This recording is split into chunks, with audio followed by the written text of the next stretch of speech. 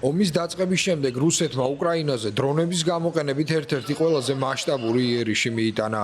უკრაინის საჰაერო ძალებში აცხადებენ, რომ 18 მაისის ღამეს რუსულმა მხარემ მათი მიმართულებით 273 დრონი გაუშვა. 88 ჩამოაგდეს, 128 კი ელექტრონული საშუალებით გაანეიტრალეს. თავდასხმების სამიზნე იყო კიევის, დნიპროპეტროვსკისა და დონეცკის რეგიონები. უკრაინის საჰაერო ძალების მონაცემებით ომის დაწყების შემდეგ ეს ყველაზე მასშტაბური იერიში იყო დრონების გამოყენებით, თუმცა ეს ინფორმაცია ჯერჯერობით არ დაუდასტურებიათ უკრაინის ოფიციალურ პირებს. რუსეთმა ომის მესამე წლისთავის წინა დღეს უკრაინას 267 უპილოტო საფრენი აპარატით შეუტია. ახლა კი გაზარდა მათი რაოდენობა და 273 დრონით მიიტანა იერიში. კიევის რეგიონის გუბერნატორის მიკოლა კალიშნიკის თქმით, რეგიონში თავდასხმების დროს 28 წლის ქალი დაიღუპა, 3 მოქალაქე კი დაშავდა, მათ შორის 4 წლის ბავშვი.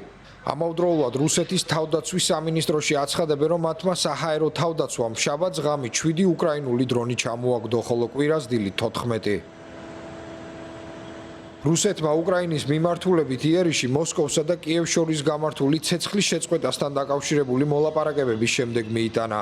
უკრაინამ და მისმა დასავლელმა მოკავშირეებმა წარადგინეს წინადადება, რომელიც ცეცხლის 30 დღით შეწყვეტას ითვალისწინებდა. ვლადიმერ პუტინი არ დაეთანხმა ამ გადაწყვეტილებას, სანაცვლოდ უკრაინას შესთავაზა თურქეთში გაემართათ პირდაპირი მოლაპარაკება, თუმცა როგორც გაირკვა არა პრეზიდენტების დონეზე. უკრაინაში ომის დასრულების მიზნით შეერთებული შტატების პრეზიდენტი დონალდ ტრამპი გეგმავს სატელეფონო საუბარი გამართოს პუტინთან, შემდგომ კი ზელენსკისთან და ასევე ნატოს წევრი რამდენიმე ქვეყნის ლიდერთან.